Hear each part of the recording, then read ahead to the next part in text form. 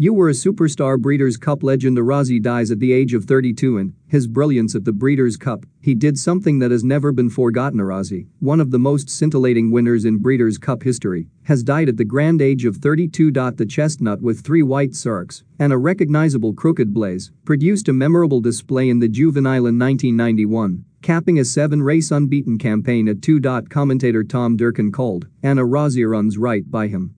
In almost disbelief as the champion 2-year-old breezed by main rival Bertrando on the turn into the home straight on his way to a 5-length rout. Breeders' Cup legend Arazi thriving at 30 as the fan mail keeps pouring in when owner Alan Paulson, who sold a 50% share in Arazi to Sheikh Mohammed for $9 million, was asked whether the then 2-year-old was the best horse he had ever owned. He said, "Arazi is not just the best horse I have ever owned, he's the best horse anyone has ever owned." Trained by Francois Bouton, Arazi landed 3 other top-level wins in France as a juvenile in the Prix Morny, Prix de la Salamander and the Grand Criterium, and was the first winner of the Cartier Horse of the Year award that year. Arazi never quite scaled such heights at 3, winning at Group 2 and listed level, finishing 5th in the St. James Palace Stakes at Royal Ascot and down the field in the Kentucky Derby and Breeders' Cup Mile. Brief Truce won the St. James Palace in 1992, and the pair were eventually reunited at Stockwell Thoroughbreds on the outskirts of Melbourne, with Arazi arriving after stints at stud in England, the US, Japan and Switzerland. Stockwell's Mike Becker told the Racing Post,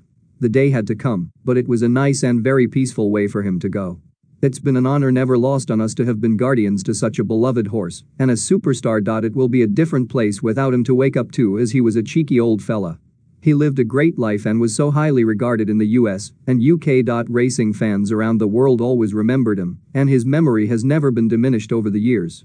In his brilliance at the Breeders' Cup, he did something that has never been forgotten. He still to this day gets fan mail, and the outpouring on social media to his passing has been unbelievable. He really was part of the family, and I have a beautiful photo of my granddaughter, who was 6 months old at the time, sitting on his back with a big smile on his face and a big smile on her face. He'll be greatly